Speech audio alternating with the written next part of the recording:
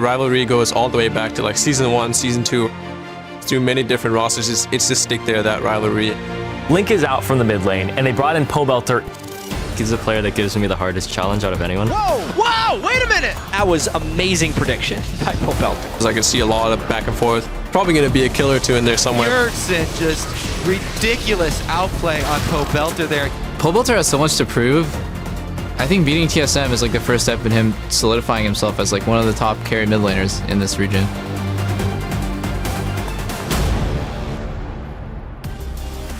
Welcome back, everyone, to our continuing coverage of the North American LCS. We're just minutes away from the game of the week, CLG versus TSM. But first, we're going to check on the conversation going on over on Twitter. We asked you earlier, what nickname do you give the rivalry showdown between CLG and TSM? Now, there were a ton of fun options to choose from, but we narrowed it down to these four. @Cyclol says the Big Bang rivalry, because it's always explosive.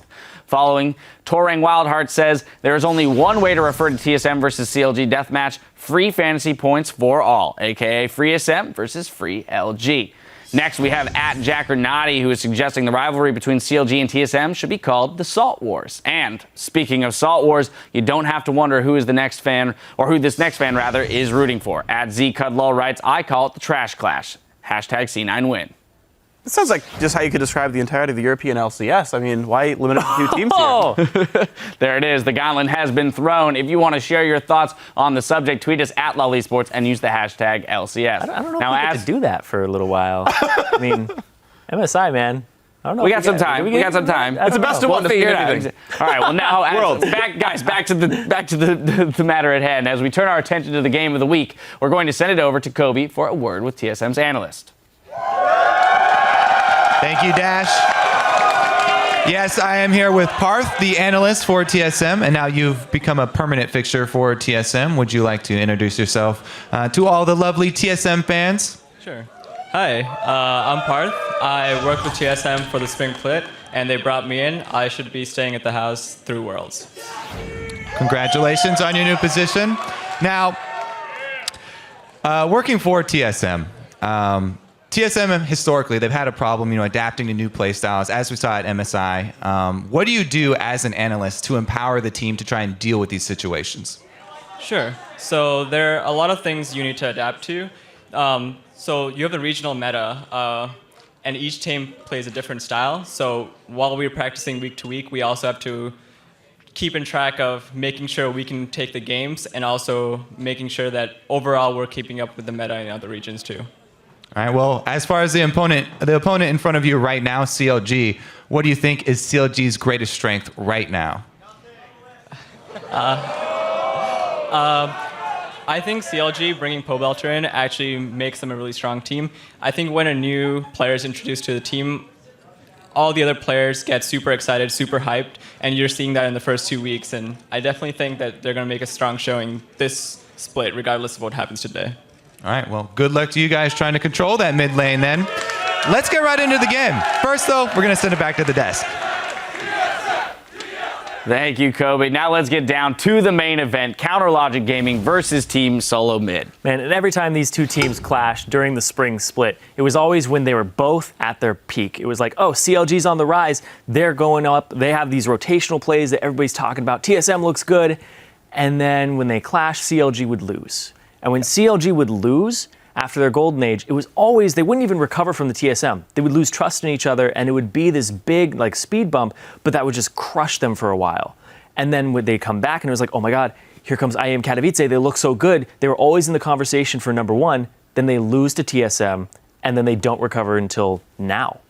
And that's a big thing, because if they want to be able to go through TSM today, a lot of it's going to be Pobelter in the mid lane. They have this new guy in the mid lane, and we just heard Parth talking about it. He's bringing a new energy to the team. Everybody is just excited to work with him. The trust is high, and they're in that honeymoon phase. Is this where CLG breaks through the ceiling that is TSM? Well, and if you look at the history of this matchup, TSM is starting to squeak out a lead. TSM are ahead 10-8 in the regular season when this matchup occurs. That lead grows to 14-9 when we throw in playoff games as well.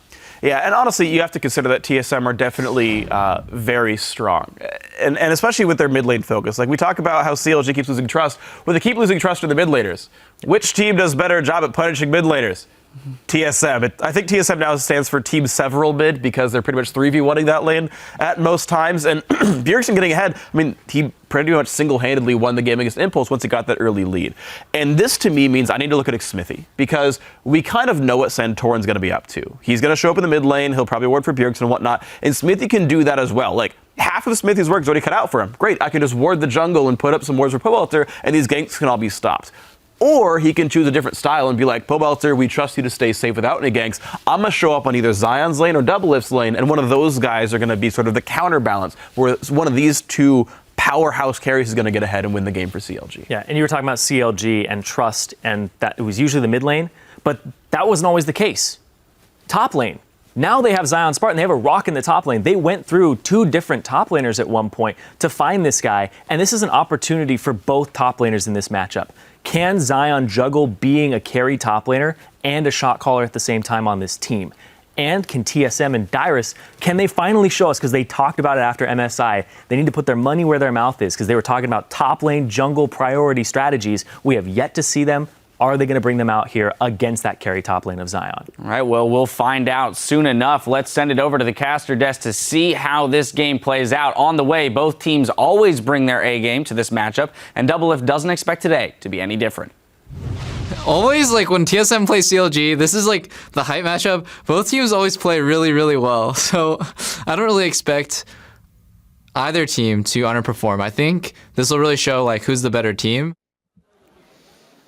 Well, we will get to see who is the better team, and we have called in reinforcements for this match. Joining us for a TriCast is Sam, Kobe, Hartman, Kensler now. Welcome Made it to the just in desk. time. Great interview, by the way, on the day. Let's check out the teams with a quick roster rundown. On the blue side, it's Counter Logic Gaming.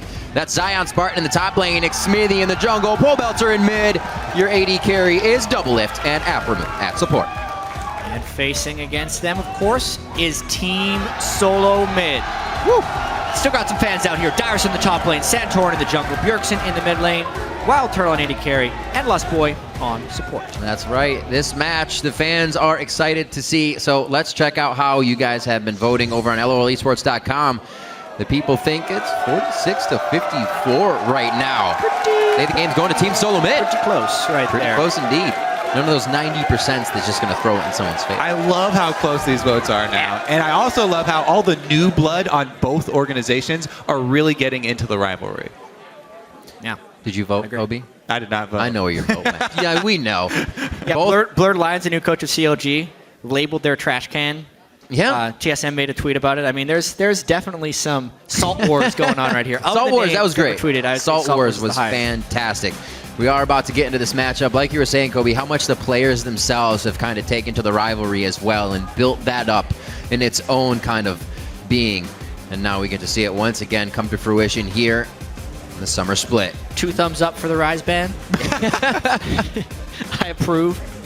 Even if you don't have either thumb, though, you can still play Rise perfectly. Yeah, that's right.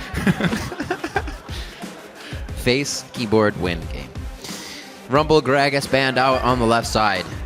After that Rise ban, Team SoloMid's like, I think that's all we needed. Rise, right? That's the one that's going to be huge. No, they know they need to target a few more. It's actually going to be a Yasuo for Zion Spartan, that top lane. He gets a chuckle out of that one.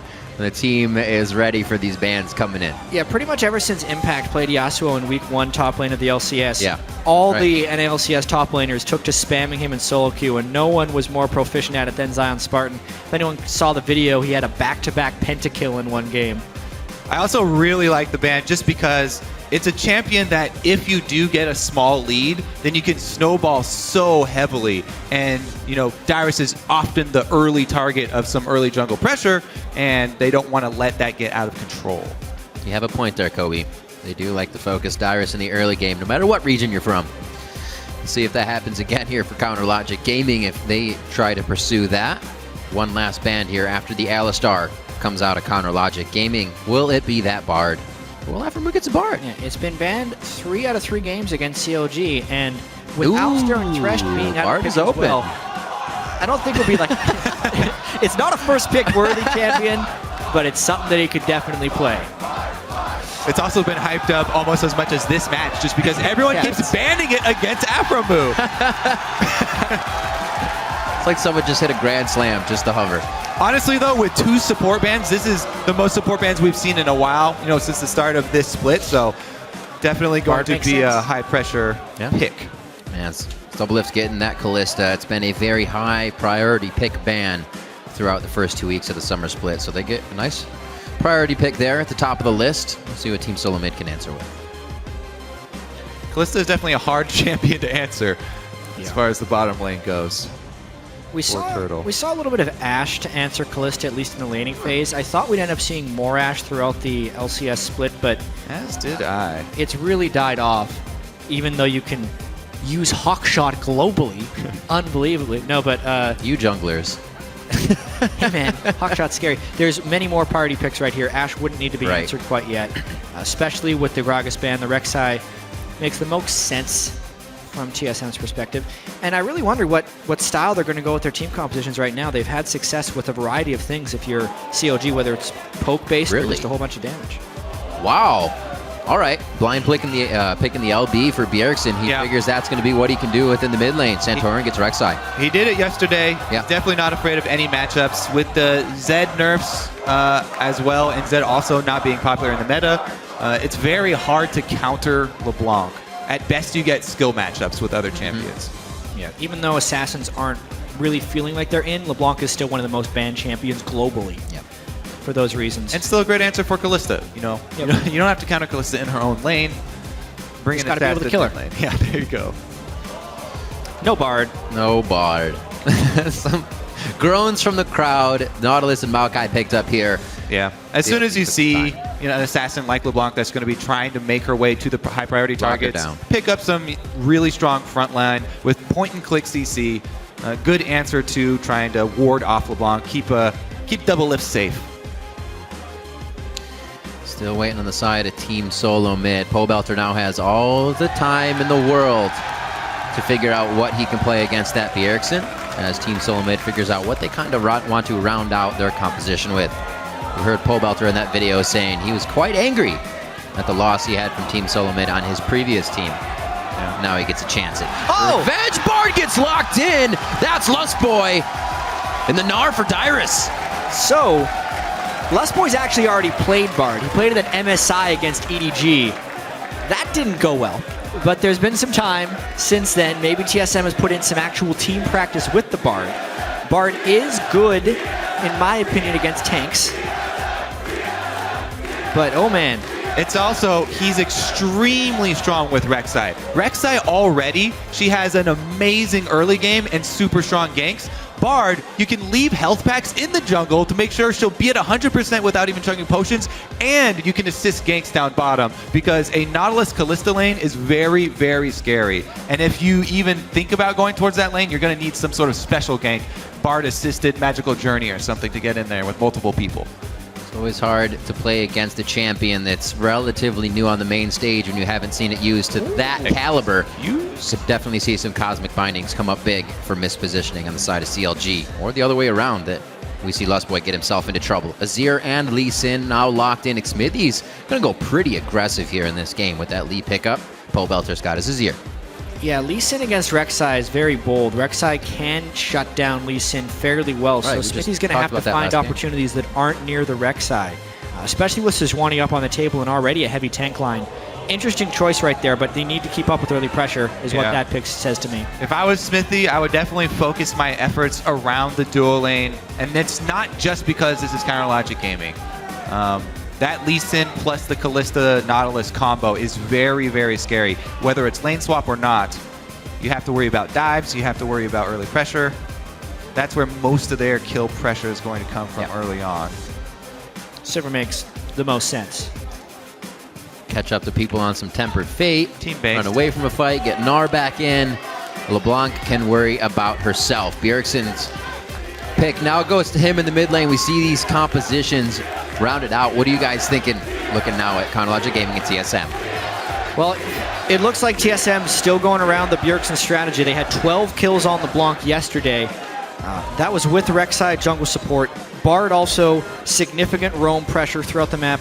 Maybe some lane swaps from TSM, but mainly a mid lane focus game as we normally see. Yeah. Once again, the matchup, the LeBlanc-Azir matchup that Bjergsen talked about being so easily tipped. Yet, the 2 times we've seen it, Xiao's been on both sides of that as Azir and LeBlanc. Got crushed as Azir, then crushed with LeBlanc. Lucky for Xiao, he's not in this game. All right! Pobelter going to have to try to reverse the trend that we've been seeing from that matchup. The coaches to approaches. 6 lol, Loco Doco Dow. Loco getting a few last words in there, making sure the team knows what to do. Be like, make sure you don't just tempered fate yourselves and stand there and look weird. You're going to have to make this work. You're pulling out a Bard pick. Definitely trying to kind of send a message here. Absolutely. Be sure to update your vote with each gank and team fight by tweeting at LOL Esports with either the hashtag CLG win or hashtag TSM win. We'll update those as we get through the game. You see the comms on your screen. The crowd is more than ready. Week 2, day 2, representing the Goliath versus Goliath match here as Chronologic Gaming takes on Team SoloMid for the rivalry. Let's see what these guys got for each other. We are on the Rift. Head-to-head between these guys, 10-8 in the regular season in favor of TSM. Let's see if CLG can kind of squeeze that deficit back. It's going to be quite the game. It's earlier on in the season, not as much hype from the last TSM versus CLG game, but whenever these guys have played against each other, I mean, even hearing the analyst desk talk about it, it has set teams on very different trajectories. That's very true. Seeing CLG kind of go down. And Bjergsen credits Pobelter's smooth transition as well onto CLG to the existing strength of the team. CLG just had a very solid base, so it was very easy to plug and play someone like Pobelter because he's just a very mechanically skilled player. So when you already have shot callers in space, you already have a lot of the communication going. Just putting in someone like Pobelter who will do solid is just going to elevate your team even more in terms of play. So I think CLG is definitely going to be looking good. Speaking of Pobelter, I just want to point out that he has opted to take no magic resist glyphs, as we highlighted that for Xiao in his matchup, and a lot of people were giving him flack. Pobelter has decided to go with the same thing. It's not a very rare thing. You know, some mid laners opt to go with the later game, either scaling AP or scaling cooldown reduction. But he is sitting at the 30 base MR. And he's going to rely on the barrier to keep himself from the all-in of Bjergsen. Pobelter has confidence in his laning phase, and he's ruined for the late game, which is basically what CLG are all about. They're all about when we group up, we've got a good front line, we have Azir, all these ways to block the LeBlanc trying to get in and assassinate. That's something they've been vocal about as well. Having Pobelter on the team assures them that they will have damage from that mid lane coming to the fight. Cosmic binding there from Lustboy. A little bit of harass. Can't do it to 3 people, though. It's only going to go through 2, so he's going to be forced out of this one. Really interesting level 1 here. CLG was trying to start strong side jungle and start red. Lustboy ends up harassing and delaying it a fair bit, but we're still, I think, going to end up seeing standard lanes and probably just both junglers going top to bottom of the map in that sense, or red to blue. We'll see if they can make anything out of this, because otherwise it's just going to be that teleport down for Zion. Meanwhile, Dyrus is going to have an extra lead in that lane because he'll be able to take a big hit and then return with his teleport. Plus, he was in lane first, so got extra experience. This is the way that TSM want to set up Dyrus for early success. Basically, by Lustboy wandering in on that, it feels like CLG guessed those lane swaps improperly. Zion Spartan had to burn his teleport late to the lane experience-wise. Smithy late to his own blue buff. He did take the grab on the way, but it does show us Santorin already hitting level 3 and able to get some nice control over not only the mid lane side of the game, but the top laner's position as well. Dyrus may be set up to succeed in this match. Yeah. Meanwhile, the duo lanes, having found each other, Doublelift was very outspoken about the game versus Team 8 when he had to play the Sivir into the Kalista. That is an 80-20 matchup in his opinion. Should. So we'll see if he's able to use that 80% to try and bully Wild Turtle. Yeah, Kalista Nautilus. It's definitely scary. Is super, super scary, especially if Bard can't initially land his Q, because after that, Bard just has his auto attack, which, if he has a mate behind him, will give him a small slow early on in the game, but definitely not the type of all-in potential that Kalista Nautilus has. This is very much a lane for CLG to win 2v2. Yeah, ever since those changes to Nautilus E, a lot of early damage that he can trade. All it takes is one hook to get in there. Wild Turtle will be quick with Spell Shield, though. Safely being played right now. Yeah, Spell Shield and hovering behind the minions as much as possible to keep it safe in this lane. 26-17, though. The 80% is working a little bit, but he's got quite a minion wave, Wild Turtle does, to hit once it gets towards that turret. Right, so the point now is for CLG to pressure, since they have this big set of minions grouped up at the turret, you try and pressure that wave all the way into the turret and harass Turtle while he's trying to get those CS and even up the CS numbers. What's interesting about this for CLG is it's very hard to pressure 2v2 against a Rek'Sai. Doublelift mentioned in his interview they're almost trying to draw jungle attention in the 2v2 so that their solo lanes can succeed with the help of xMithy's jungle ganks. And we're kind of seeing that spread right now. Smithy on the bottom side of the map while CLG is pushed to the top lane, which is usually pretty scary. That is a good point, because while Kalista Nautilus is very scary with the all-ins and the offensive power, it doesn't have the same reflexive properties as the Thresh Kalista or the Morgana Kalista, which are really, really safe and almost immune to ganks because they have so many options to get out of them. Nautilus, a bit fewer, can make his own escapes. Hook himself out. Yeah. Say good luck to you, sir. Well, he'll get another escape soon once they get that Fate's Call in. Hopefully they can use it in a bit of an aggression and not defense. See what they can do continuously here towards this top side. As we were saying, Doublelift able to get the CS lead there, but Bjergsen with those consumables in the mid lane, bit of a level lead as well as the CS lead there against Pobelter. Decided to bring the ring and the biscuits, not able to harass as much. Doublelift getting hit pretty good, but trade at CS as he's losing, so he's not too worried about it. Yeah, Darius is doing a pretty good job on the other side of the lane, so I'm, keeping a small minion wave to sort of balance the other side. Basically, that leaves mid lane then, and Bjergsen is doing some work. Fiendish Codex first buy for him, actually a little bit more mana regen, 2 potions for mana as well. Definitely wants to try and either get that barrier off of Pobelter or go hard here soon. Keep farming the waves out and make sure he does not get pushed in. Hasn't happened yet. Pobelter finally getting the wave to actually go to Bjergsen's side, but he's going to be there to pick up most of it. Good play so far around the map. We still have yet to see a kill here. Really any jungler intervention. And really, we've still seen Santorin kind of out-farm xMithy, partially based on the start and partially because xMithy's chasing his own tail a little bit. Santorin cleared the blue buff side of COD's jungle, and xMithy came in behind to see it. And really, if xMithy's going to impact a lane, it kind of has to be what is now the bottom lane, the Maokai versus Nara matchup. Generally because if COG is pushed in most of the time and daring Rek'Sai to gank. Additionally, Lee Sin doesn't actually want to run into Rek'Sai on a gank path because Rek'Sai can win that duel. I wonder when these junglers will actually meet, because as of now, it's just been Santorin farming. Yeah, he's going with the same strategy that he used against Rush. Santorin, he opted for a really early Bomby Cinder back right there as soon as he had the money. So Bomby Cinder going to help him hard farm, and he's got plenty of his camps up. He's already a full level ahead of Smithy, so things going well for Santorin at the moment with the hard farm route, just because Smithy was not able to make any early moves with the Lee Sin. Good wards and pressure coming out of Turtle and Lustboy now. Not getting too much of an advantage in the lane, but evening that CS back up, causing Doublelift and Afromu to get that farm under the turret. Not too hard for them. They're going to come back. Should be easy.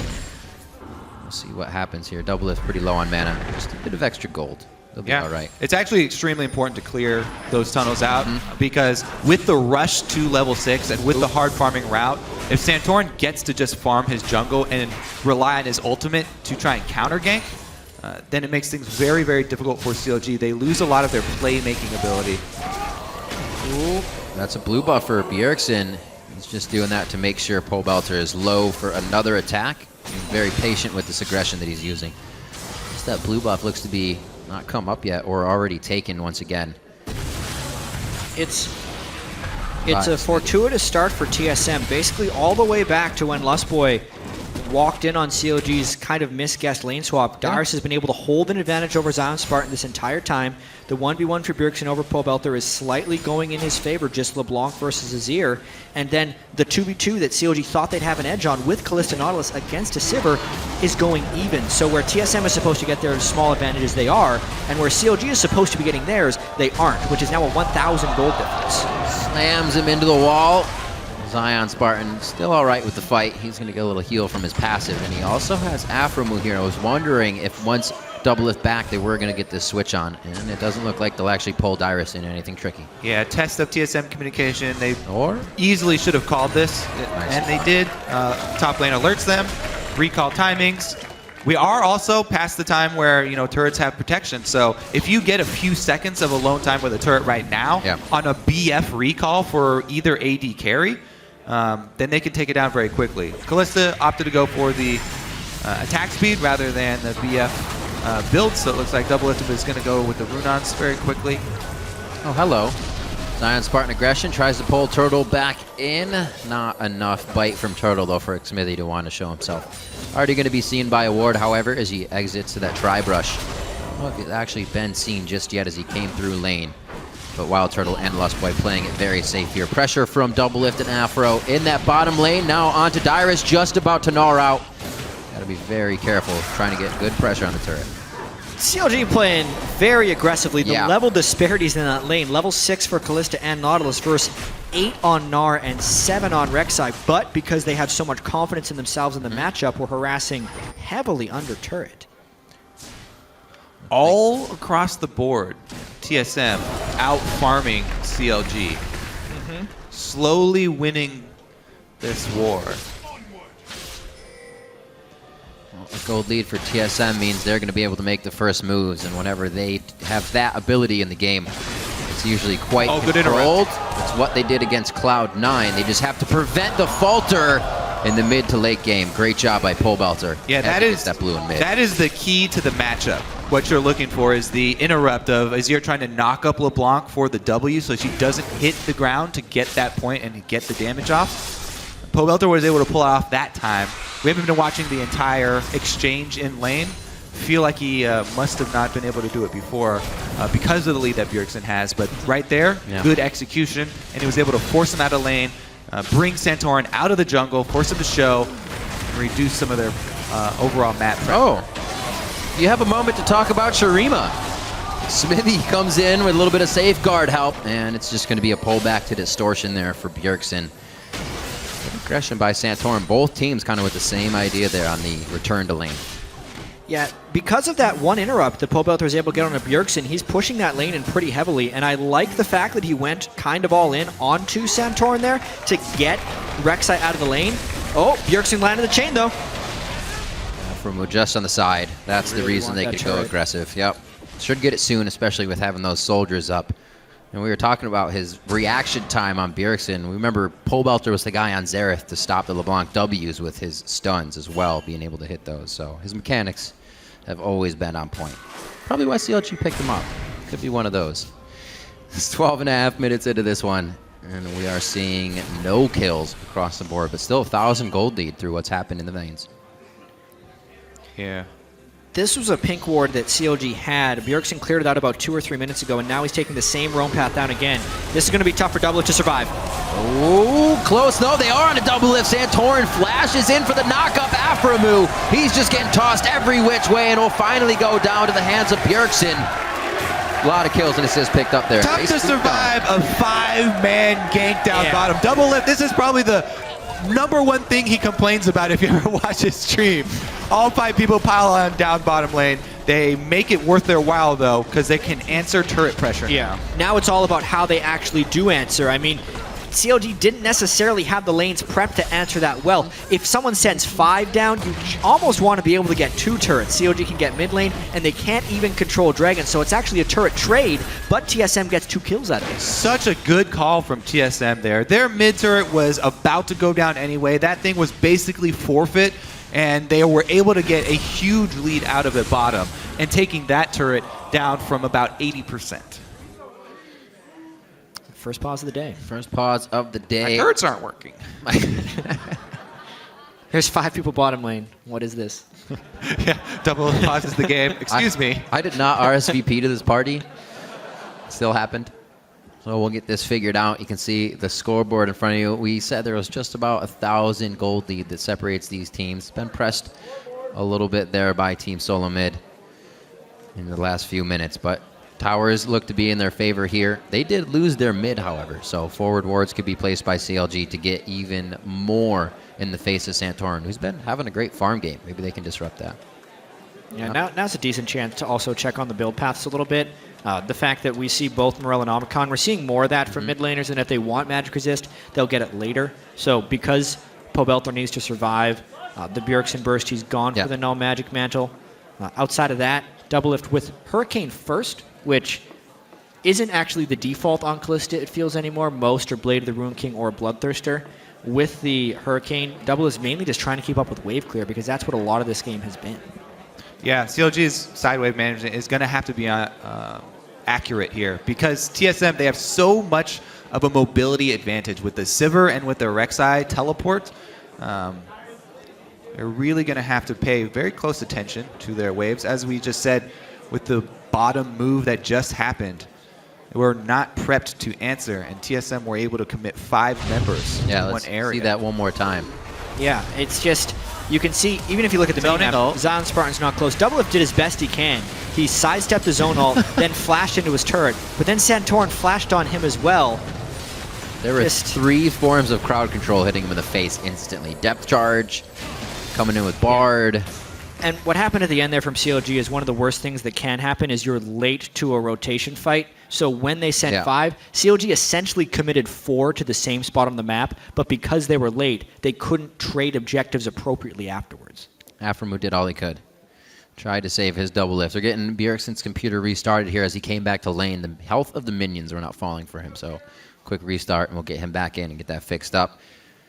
Right now, positioning, we did just see that CLG was kind of towards the mid lane. They were working off of the replay we just saw where they took down double lift. But still, got a lot of work to do with what TSM has opened up on the rest of the map. Still even overall. With the few kills we've seen towards Team SoloMid, it's not really opened up too much for them to keep going forward. Dragon is still yet to be taken, about 14 minutes in. Players about patiently to get back waiting. into the game. Yep. The other thing to mention is that with this lead, TSM should be able to get a lot of map control due to Santorin's hard farm early. He is first to sight zone. He beat Lee Sin to sight zone. And Smithy's having to buy regular green wards and pink wards in small quantities to try and keep up with the vision. So everybody on CLG now is purchasing wards to try and keep up with the amount of map control that TSM have right now. They need to be able to make a counterplay very quickly and try and stop the bleeding. Click on Lustboy quickly. 17 chimes collected for him, so he's got a few upgrades to those meeps. The major upgrades to keep track of, in my opinion, for Bard is 5, 15, and 55. So currently, because he's hit the 15 breakpoint, not only does his auto attack with a meep slow on hit, he also gets to have a max of 2 meeps chasing him. He saves those up, you're going to have a lot more damage and utility in the team fights. Get that meep counter going. There's another stack for him as you see it come up.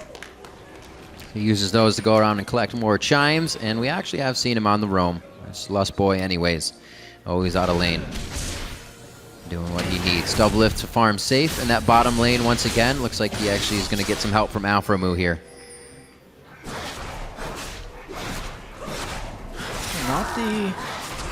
Not the 2v2 that Double Lift and Aphromoo envisioned. Obviously the 5-man dive set Wild Turtle ahead in the CS by a little bit. But at this point, as Kobe was saying, it's kind of like a slow bleed for CLG. TSM just winning almost every matchup by a little bit. And if that collapses into a team fight, it's actually a 2,500 gold difference. Something very telling for CLG, as Bjergsen goes in for another trade, is how they've really concentrated a whole bunch of these wards that they bought down around Dragon, really prepping for that. Pobelter Likes to live on the edge. Again, still sitting at that. Oh no, he picked up some magic resist for himself. Great timing by Bjergsen's attacks there. As soon as Pobelter's throwing his soldiers, Bjergsen's in immediately, knowing the trade is his. Dragon's going to go down here. First one coming in at 16 minutes. Team SoloMid. A team that'll let those go. A team that'll be okay with grabbing them. This game, it's just theirs uncontested. So they are happy to have that advantage. Not pressuring themselves in anything too crazy, though. I'm sure against Counter Logic Gaming, they're thinking the same thing could happen that happened against Cloud9. Get that lead, get too aggressive, and get flanked on your own engage. It's actually a very big deal that Bjergsen was able to open up that window to take Dragon for TSM. The team with Sivir and LeBlanc. We keep on stating it. Every time we see this combo, the control of Fog of War and control of neutral objectives makes it very, very difficult for CLG later in the game. It's really hard for them to try and face check and try and fight back in a losing vision war. So if TSM get that upper hand, it's going to be a rough climb for CLG to come back. There's some global gold, though, for their efforts. Yeah, it looks like TSM, because the Dragon was down, decided to swap back, but then CLG very quickly took this turret. We mentioned the turrets have no added defenses, but it looks like CLG is going to be able to defend this one, giving them a turret lead for now, which you have to credit CLG for. Frozen Heart onto Zion Spartan first. It looks like he's going to have the Righteous Glory for himself. Again, the soldiers go out and Bjergsen goes in. Pobelter takes an unfair trade in that damage. Bjergsen gets out unscathed.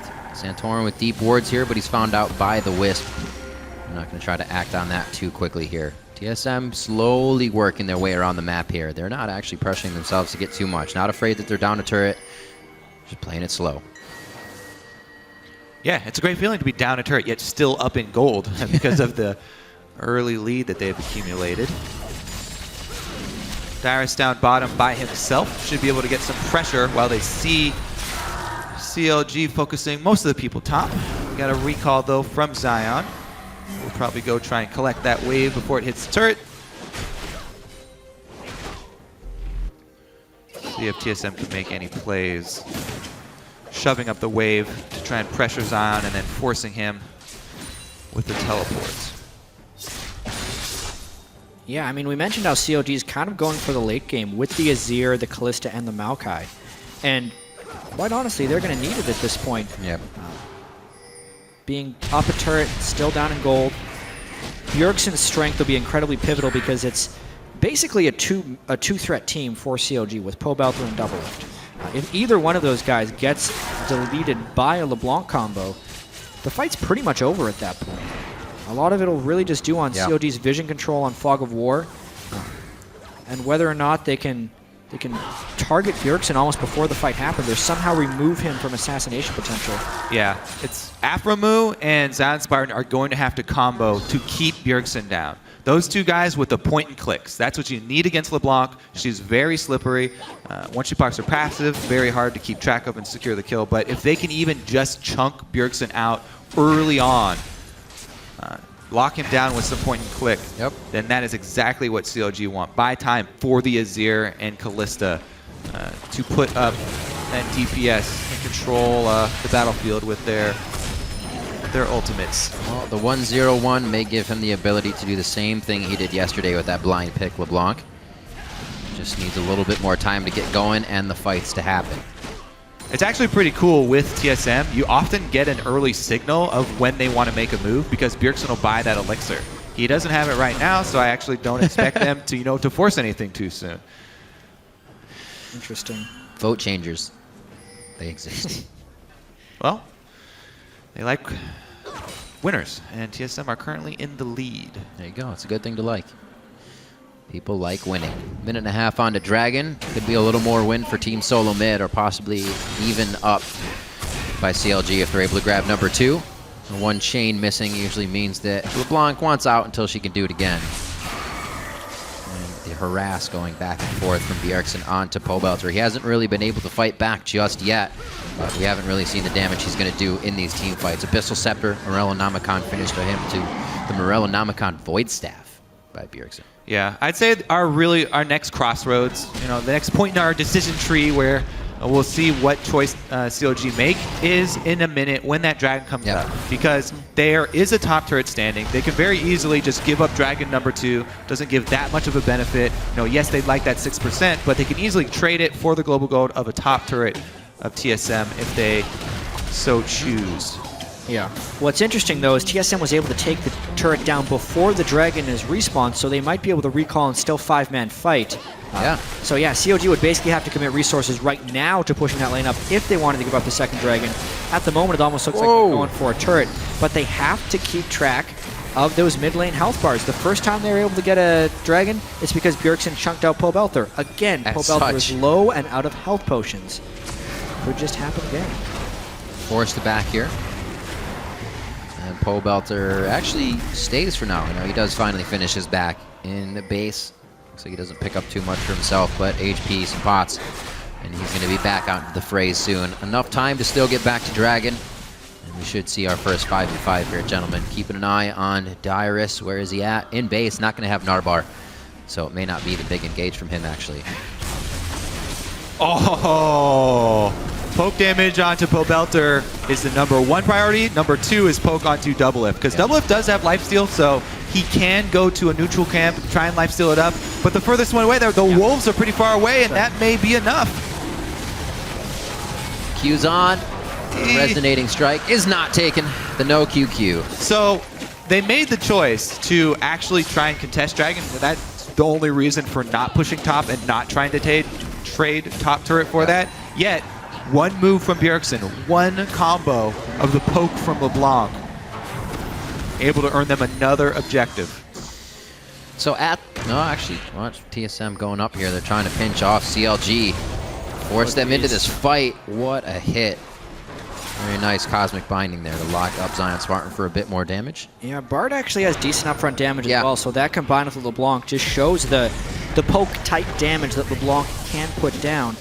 Although CLG, they're tired of all this stuff. They're going for a bit of a force, wanting to fight in that Azir turret. Good damage. Whoa, maybe they should. This is that let's just group and see what 5 can do. A huge burst from Bjergsen changes their mind for a second. But with that base outside now, with that Shurima's Legacy set up, they have a turret that they can defend with, and they don't have to go back fully here. They can keep pressuring. Here comes the next wave. If Pobelter can get up there and use his soldiers, he cannot. That turret stays alive. That's why Sivir is the go-to pick here for TSM. Not only the team-oriented ultimate, but wave clear when you pick an assassin mid laner. It's amazing to pair an assassin mid laner with Sivir. Just for this reason, Static Shiv plus Sivir, wave is gone. Looking at how the lanes have kind of gone since the laning phase has itself gone away. CS is about 20, maybe a discrepancy, 40 between the 80 carries that Wild Turtle was able to push into his lead. 5,000, or rather 4,000 gold lead has just come out of the laning phase. It still remained relatively close, but that's because CLG hasn't decided to take many risks. Anytime TSM lands a little bit of poke, it would be a risky or low percentage fight for CLG to take, and they fall back here. Now TSM pushing up the mid lane. Whoa, Bjergsen onto Pobelter, puts the Emperor's Divide in, but Bjergsen already has the flash he needs to get out. Goes down, however. CLG collapses nicely on the fight, and the journey across, it's going to be a 4-man journey. Cosmic binding against the wall, something you have to look out for. Lustboy locks it down, but the dredge line comes through from Alpha Moon. He locks it down even harder. The sapling will slow, but they will not pursue. Chronologic Gaming comes up nicely. Look at them chase after that one. So Pobelter takes the first risk by exposing himself to knock him back. And now CLG with the man advantage trying to take all the little things they can. Going for blue. Going for blue, but taking a lot of free damage in the process. Doublelift's going to be able to cut them off here. Santorin just on the other side. Possible tunnel under the wall. He hits up Doublelift in a bad spot. They've stayed way too long here. Yes, flash. Meganar, indeed, a double man ultimate against the wall. That's Doublelift going down. Xmithy's now going to get hit up, and CLG has overstayed their welcome. A quick safeguard out saves Xmithy. Dyrus is going to walk them home to make sure they get out semi-safely. CLG not respecting the base damage of these tanks. Dyrus and Santorin still at full health. Yes, you took out the 2 main carries for TSM, but even so, full health tanks in the meta right now. This is why they're so powerful. Also, TSM, after those 2 kills, going to pick up the mid turret. Yes, in hindsight, staying and overcommitting for blue. Very much. Very, very poor there. You just mentioned that. It's close because CLG was staying safe. It's also close, or that fight was close, because Yeah. Lustboy landed about 4 double Cosmic Bindings in a row. Yep. He hit the double stun on about 4 consecutive Cosmic Bindings. Lustboy made that chase incredibly difficult, and honestly, CLG falling further and further behind right now. You can see the fighting spirit in them, righteous glory. Oh man, they want to skirmish hard and turn these into full team fights. You can see everybody trailing up. Doublelift would have been a bit late, but he still would have made it in time. They are hot to fight right now. Yeah, and the other thing that we need to mention in this game as well is the Zion Spartan versus Dyrus matchup. Dyrus has definitely held his own, and he has not been focused down, dove, any unfortunate things like that, and that's another reason his Mega Gnar was so threatening right there. It's a 200 plus CS Gnar 25 minutes into the game, and he was going to wreck people. Yeah, he's fights. Frozen Mallet as well, so that's going to be a damaging Gnar if he can start locking you down in the fight, assisting with the rest of the team. 1:30 on to Dragon, as Baron becomes a bit of a dance for both teams before they get the wards they want and back off. Yeah, TSM just have so many tools that are even better when playing from ahead as well. Yeah. They never really have to make those high-risk plays. They've got the tremor sense. They don't have to go blindly anywhere. Plus, Bard, as we've just seen, really thrives when being chased around like that. So if CLG get a little overexcited, or they're trying to press a small window because they feel pressured, it's the perfect situation for Bard to just toy with people as they chase him through the jungle. COD's trying to set up this mid lane siege once again. Yeah. Sivir in base, so no wave clear this time. They didn't sync up the rotation properly. A top lane turret for them shortly after as well. This guy right on your screen, they're going to have to keep an eye on what lane he puts this banner of command he's finished on as well as we get later into the game. That's something we've seen. Oh, actually, it just went out. Yep. Bannered. Ranged minion. Well, Not even the can. actually, something that CLG have done very well is control both side lanes. Both of them are pushing slowly in CLG favor. So they were able to take that mid turret without any sort of repercussion.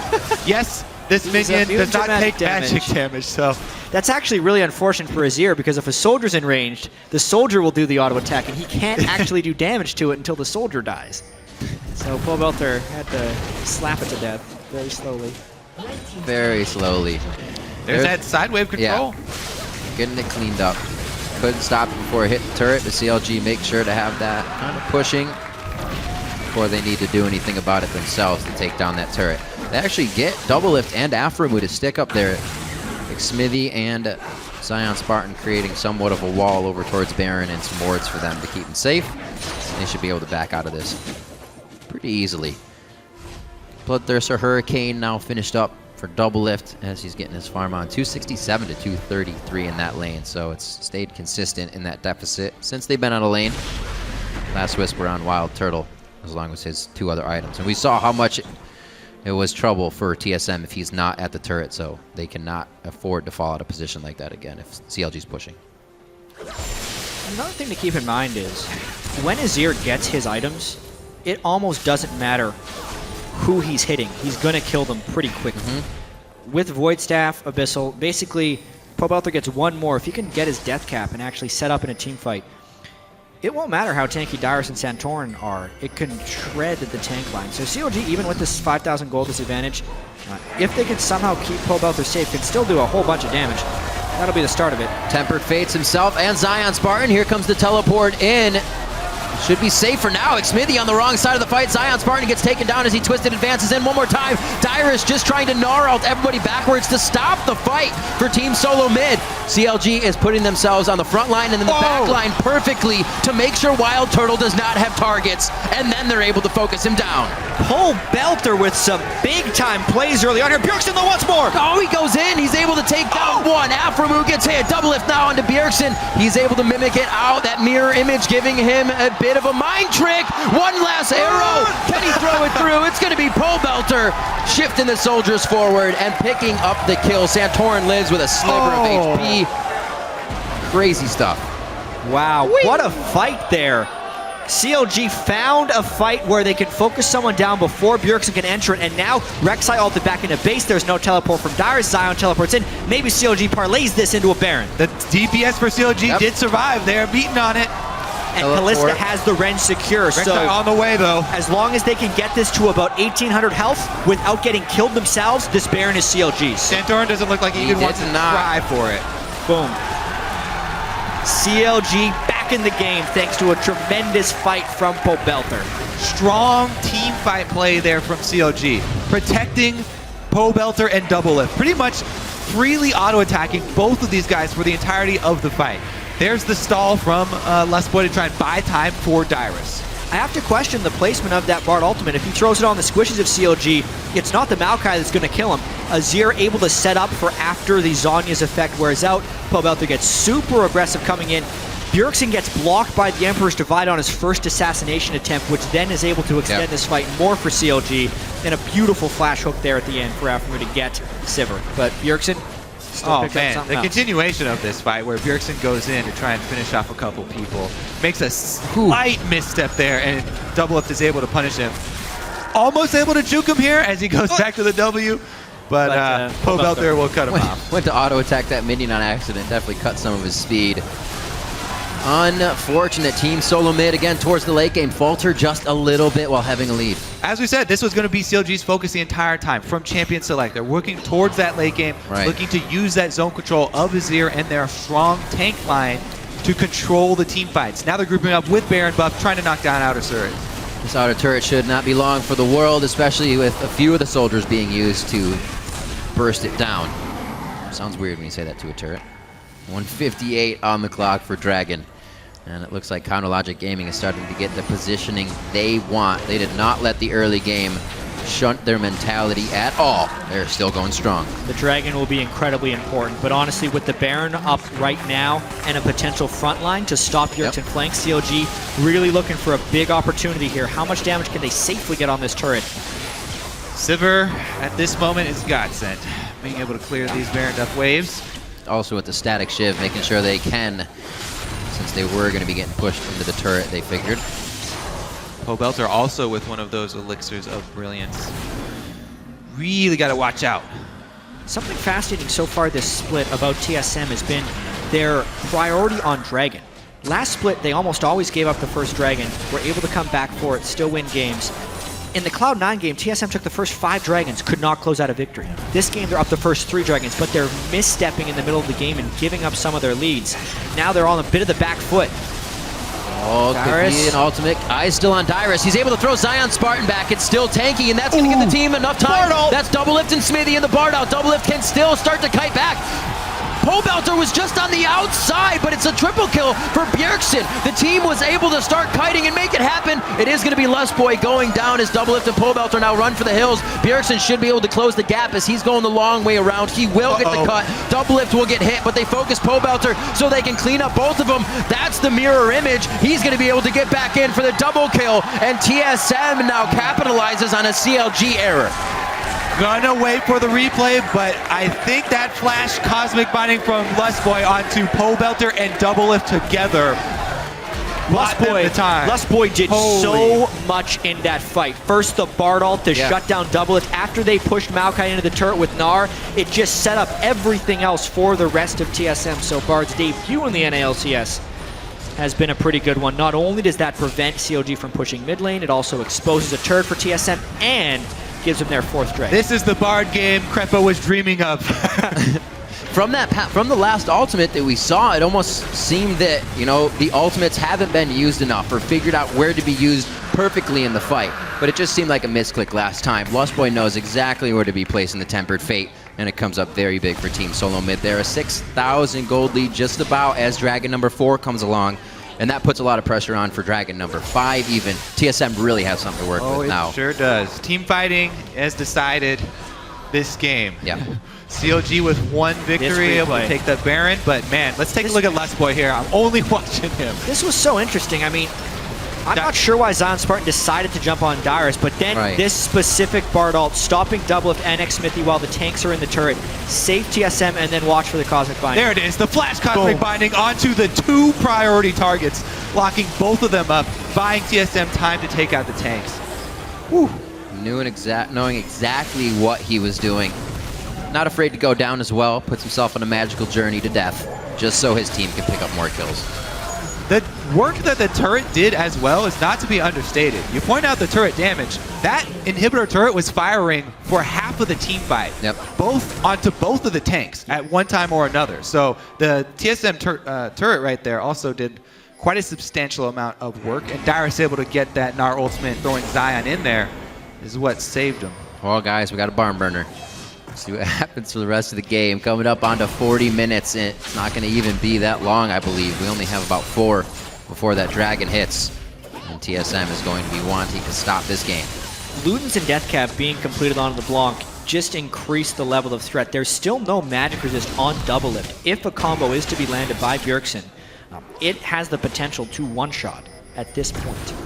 Yeah, I gotta think that every one of Aphromu's ultimates, unless they catch somebody isolated, is gonna go straight for Bjergsen. Even if they force Bjergsen to use 1 W away from the team, that buys them some amount of time. 1 cooldown rotation. CLG keeps going back to this play again and again, and I do like it because it's where they found their one team fight win, but it's up the mid lane, set up the Azir turret, try and push. That's the worst it's worked out so far. They expect them to be rotating down. They're trying to flank. Nice little ambush set up. They didn't quite time a Righteous Glory with the exposure from Fog of War. So they didn't really have that jump start to the ambush. The unfortunate thing is you don't get many of those options. The team will now know. This is the first time TSM has been back over here in a bit, so they're going to be able to set up everything to stop that from happening again. And the opportunity cost of that ambush was the fact that they didn't clear the bottom wave. So they lose a turret for that, and they also lose more control on the upcoming Baron, which is now just 10 seconds away. And look at the lack of wards that CLG has in the jungle and the Baron area. Yeah. Still a few to spot them on the outside, but TSM has a lot of setup on these. Could easily Running lose blind into this fed LeBlanc. Scary game. Was it enough? Dyrus half a bar in. Would like to get a few more shots in. Quickly goes up to about 75% attack rate. Double lift and Zion Spartan. Oh, too early of a Gnar ultimate. The Emperor's Divide pushes them back just a second too early by Dyrus as he flashed in. All right, they do have control of the map, though. Yeah, initiation that they have to keep controlling this. Such a close fight there. Obviously, Bardock comes in. Teleporting in. Zion's healthy. Scrying Orb on top of Baron. Home guard tree, he heads in. That's easily the smite. Going over to Santorin, onto Zion Spartan. And it looks like TSM's going to be able to figure out which target they want. Now, who wants to take the magical journey? A Cosmic Binding only hits Smithy. Santorin's into the back line. That's going to be Aphromu going down very fast. Pobelter is low, and he gets popped by the Ignite coming in from Bjergsen, who's full health after this fight. Like I said, they had all the chance to focus who they wanted, and they just piled on everybody in front of them. Once again, CLG with the better start to the season, come in with a whole bunch of momentum, but TSM control the rivalry. It's the same thing that happened to CLG we talked about before. As soon as they hit the TSM roadblock, they could not stop the slide, and it hopefully won't happen again for them, for the CLG fans. TSM on the Nexus, 40 minutes into this one, 17-7. Team SoloMid takedown Counter Logic Gaming. Gotta feel good for TSM after dropping the first game of the split to Cloud9. Yeah. They're able to take down the last undefeated team in the LCS in CLG. Everybody's a little bit wounded now. Yeah, here that's in the true. North American LCS. And honestly, Lust Boys Bard this game was really, outstanding, really strong. Some small missteps in the mid game, getting picked off by CLG, but then they turned that fight around at the Dragon, or at the inhibitor turret, controlled the Dragon, and ultimately the game. Yeah, what you remember are the game-changing plays. Nope. You got to look. Wash away all the early game there. You got to look at how that was played, especially Lustboy didn't even finish Talisman of Ascension. He's got a banner of command. The guy was making plays all game long. Things that kept Team SoloMid in the game on dives they were losing. Absolutely great play. You guys are correct. Bjergsen as well, blind picking the LeBlanc. Once again, coming out 8-2-6 on that one. Yeah, Pobelter's Azir was impressive as well. Being able to go head-to-head against the LeBlanc, showing that matchup's volatility and the outplay potential that Azir has onto the LeBlanc, and then also finding that one really critical team fight in the mid lane that really did give CLG a legitimate shot at winning. Yeah, he didn't die in lane. He got a tremendous amount of damage onto the mid lane turret as well, softening it up. He'll get another chance for revenge. He just wants it even more now. Great play coming out of the side of Team SoloMid, all around the map. Efficiency in Dyrus' lane where it wasn't seen before, of him playing safer, being more tempered in his moves, as well as he said, when he calls for it, he would get the help of Santorin. And Santorin was down there frequently this game to make sure Dyrus did not fall behind. Smithy picking up the Lee Sin, also trying to do what he can for the game, but was not able to come out strong enough. Santorin out-farmed and outplayed. Smithy, a pretty big non-factor on Lee Sin, trying to create some early game pressure. Lee Sin into Rek'Sai is not a good matchup, and he also wasn't able to find fights away from the Rek'Sai either. Really just almost invisible on the map this game for Lee Sin. So if CLG could have done kind of something else in the middle of the game there, like you said, you liked what they were doing, pushing up mid, and it kind of seems like all they had, but could they have branched out and tried something different at that point? I think what was missing for me was more aggression from the Kalista and the Lee Sin. Those are two champions that we thought were going to be. We keep saying they're scary because of the possibilities that they have for kill pressure early on in the game, but it wasn't there. And TSM, you know, the game goes slow. Santorin gets the farm as he wants to, then they're going to outscale. Yeah, we saw TSM pulling this like 2,000 and 3,000 gold advantage, and that was the early laning of the Blanc, which is Azir, which is somewhat of a given. The fact that Dyrus had level 2 before Zion Spartan did on Gnar versus Maokai, so he had the advantage. So therefore, the advantage should be the 2v2 lane for Doublelift's Kalista and Xsmithy's Lee Sin. He actually probably should have been going to that two-man lane, trying to force ganks, because that was CLG's chance of an advantage in that game, even if it's kind of against the style they want to go towards. That was the correct play in this early game. CLG didn't execute on it and still had a chance to win, but they ultimately fell to TSM. So 11-8 now overall, with 15-9, including playoffs from the head-to-head of those teams. TSM with 15, CLG with the 9. So there's definitely something that CLG wants to get back soon. They have another chance coming in the split. However, this win goes to Team SoloMid. We're going to send it over to Zyrene at the Telestrator to help us break down Team SoloMid's win. Thank you very much, Riv. And that game definitely lived up to the hype there with CLG versus TSM. And I'm here to break down a play that happened in the mid game, which is actually a little bit CLG favored. It's where TSM didn't get the most favorable of engages here. And you're going to see as we start rolling this clip out, Lustboy, and we're going to have a vision toggle here. You can see on the minimap, they don't have full knowledge of where Doublelift is at this moment. And he's going to come over and pause it right here. He didn't see that Doublelift was in this area at all because of the way that their wards are placed on the minimap. And this is going to set up Lustboy, because you're thinking, why is he right here? And why is he going to go here? There's no reason to go here when you see Zion Spartan was in this area and Pobelter was here. And they also saw Lee Sin and Maokai on this side. So he wants to get a ward here to set up a TP play from Dyrus, who's been pushing bottom. So what's going to happen is Lustboy goes into panic mode. Luckily, he's barred. He gets to go through the magical journey. He gets to set up and engage, and Dyrus gets to TP into the fight anyway. So as we continue to roll the clip out here, you're going to see exactly that happen. Throws it up. Golden Age? Maybe. But this is what happens. The ultimate comes down, TP comes in, but this gives Pobelter the opportunity, and I talked about it earlier in the day, that Azir needs prep time. You need to get your soldiers out. Well, Pobelter gets to sit here, camping Lustboy's body in the fight, just spitting out soldiers in one position that is not contested. Because the damage dealers are grouped together on CLG. They're not going to have any threat on them, because the threat from TSM's perspective is actually going to be Zion Spartan in here. So Bjergsen's going to come in from the side. He's going to blow everything on Zion Spartan. They want to get him off the field as fast as possible. So when they start doing that, it's going to leave their damage dealers open, and Wild Turtle eventually goes down after this fight as we continue to roll it out. Perfect prep there from Pobelter, just throwing damage out. Look at how uncontested Doublelift and Pobelter are this entire fight. They get to jump around. Doublelift gets to go into the face of Santorin there.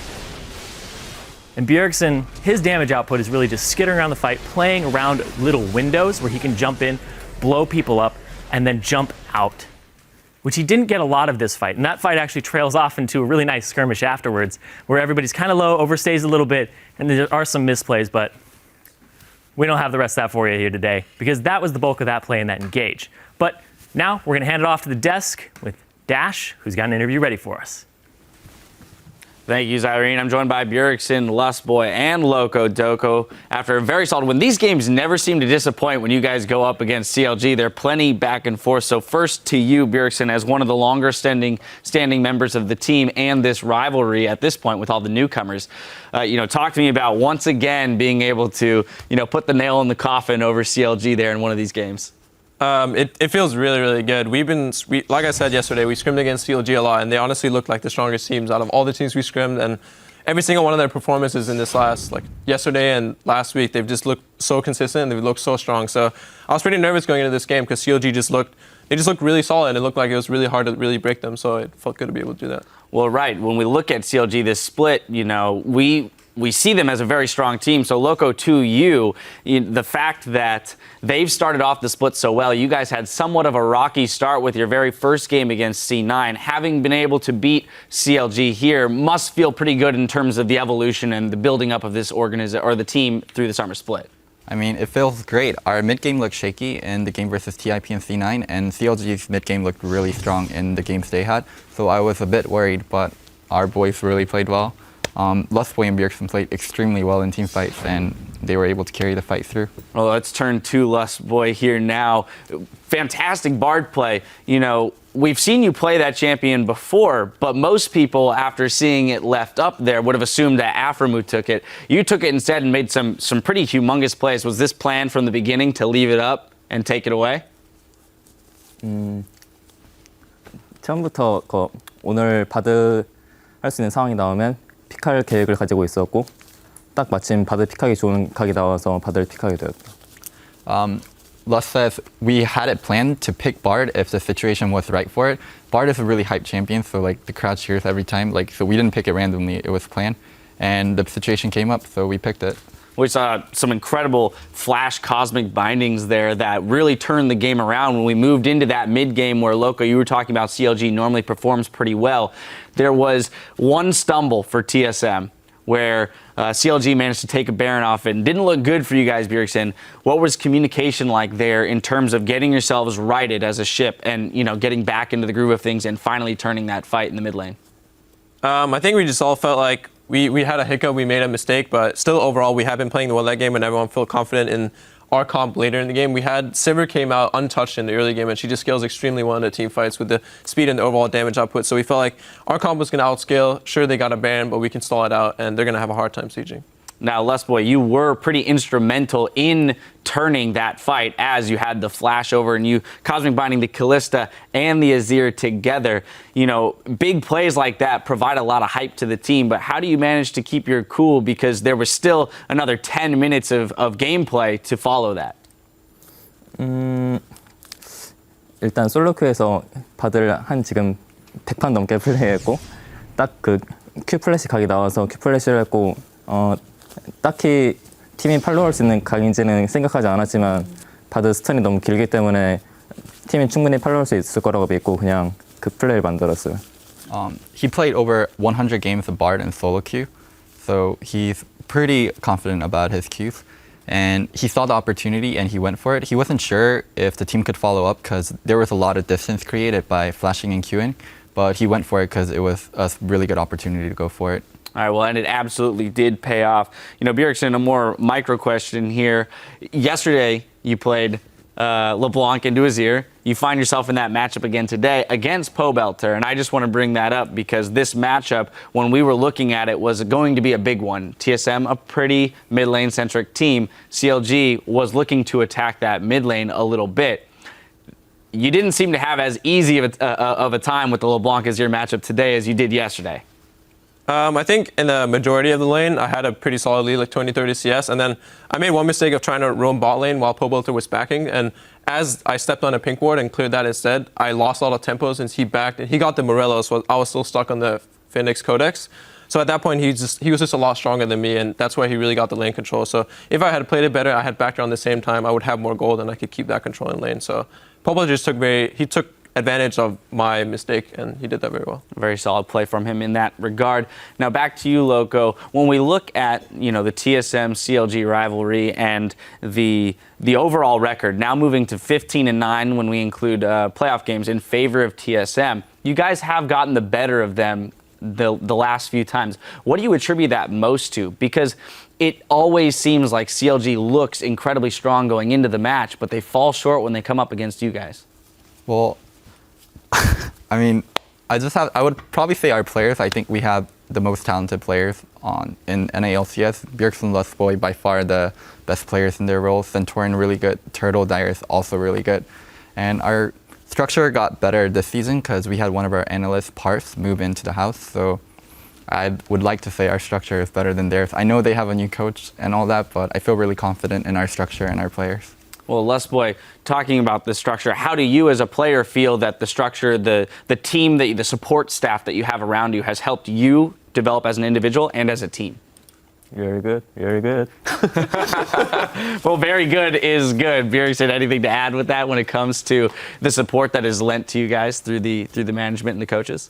I think we've just been constantly improving overall. Since Loco joined, I think, almost a year ago, we've just really learned how the players should mesh with Loco and how Loco should mesh with the team and really how we should be towards each other. And I think that adding Parth in the house and also having our analyst Dylan online, it really helps out that we have pretty much every single side covered. As soon as they realize a mistake, like our mid game wasn't it wasn't as good as it could have been against TIP, instantly they go back. They do a lot of prep work where they show us how we should go through this, what exactly should we do in the mid game with these kind of comps that we're playing. And today it showed our mid game was a lot better, and I can't credit that to anyone but our coaching staff. Well, the structure is breeding excellence, no doubt. Once again, congratulations to all of you and the rest of the team on the win today. We are going to take a 3.5-minute break before diving into Game 4 with TDK and Enemy Esports taking center stage. Here we're going to get a look at Team Dragon Knights and Enemy arriving just a short time ago. Now, they've faced off in the Challenger Series, but this is the first time they'll do battle on the LCS stage. So a big game for both of them to prove their worth and their value in the LCS. Don't go anywhere. The action continues after this.